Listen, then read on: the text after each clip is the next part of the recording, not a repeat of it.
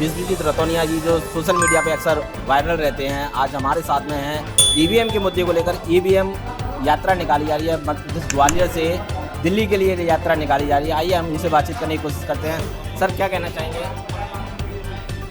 सबसे पहले तो आपका धन्यवाद कि आपने इस आंदोलन की आवाज़ को जनता तक पहुंचाने का काम किया। विशेष धन्यवाद आपको।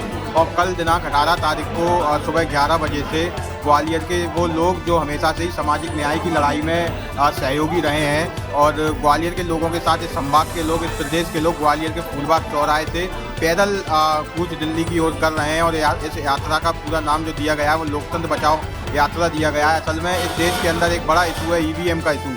उस ईवीएम के खिलाफ जो है पूरा देश अब लामबंद हो रहा है। पहले भी कुछ समय पहले दिल्ली में, देश की राजधानी दिल्ली में एक बड़ा आंदोलन हुआ था। आगामी 24 तारीख को भी एक बड़ा आंदोलन होने जा रहा है। उसी में अपनी सहभागिता सुनिश्चित करने के लिए ग्वालियर के लोग भी जा रहे हैं। और सिर्फ एक ही मांग है कि अगर देश बचाना है तो इस देश से ईवीएम हटाना है, क्योंकि सारी चीज़ें जो हैं इस देश के वेलफेयर की वो राजनीति से सुरक्षित होती हैं और राजनीति जो है वो चुनाव उससे सुनिश्चित होती है। तो चुनाव जब तक निष्पक्ष नहीं होगा तब तक कुछ नहीं हो सकता। और चुनाव निष्पक्ष कराने के लिए हमें ये तय करना होगा कि चुनाव कराने की प्रक्रिया कैसी होगी। तो वो अच्छी और स्वस्थ जब प्रक्रिया होगी जब जो है इस देश के अंदर बैलेट पेपर से चुनाव होगा ईवीएम के बजाय। इसलिए ईवीएम को हटाने की मांग, उसे बैन करने की मांग को लेकर पूरा देश लामबंद हो रहा है। ग्वालियर के लोग भी दिल्ली की तरफ कूच कर रहे हैं। पहले ईवीएम के लिए इतना बड़ा आंदोलन नहीं देखा, क्या इस बार वाकई में हम ईवीएम को हटा पाएंगे?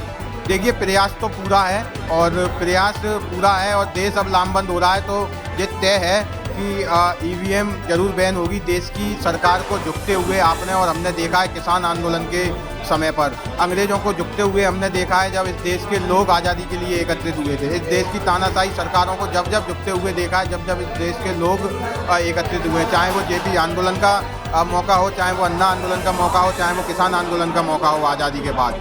और अब जो है देश के लोग जो हैं ईवीएम पर एकत्रित हो रहे हैं, ईवीएम पर लामबंद हो रहे हैं, ईवीएम के खिलाफ लामबंद हो रहे हैं और कह रहे हैं कि ईवीएम को हटाया जाना जरूरी है देश को बचाने के लिए। तो हम ये मान सकते हैं कि सर आप ईवीएम की मांग कर रहे हैं, दूसरी तरफ बीजेपी सरकार हिंदू राष्ट्र की मांग कर रही है, तो वो तो चाहती नहीं है। देखिए, वो एक फेक एजेंडा है।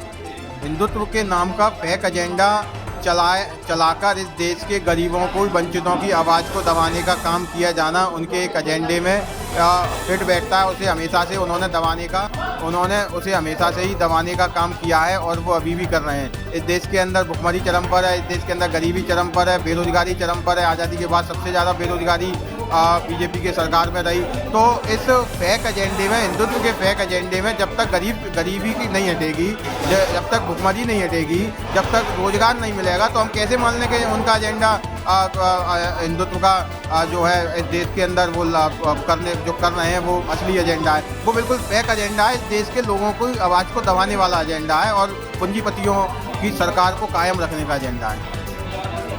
ये मुहिम आपने छेड़ी है, ये कब तक जारी रहेगी? ये जब तक जारी रहेगी जब तक इस देश में लोगों को न्याय नहीं मिल जाता। क्योंकि ये ईवीएम को हटाने के लिए यात्रा है। जब तक ईवीएम बैन नहीं हो जाती जब तक जो है ये मुहिम जारी रहेगी और हम लोग ऐसे ही लड़ते रहेंगे।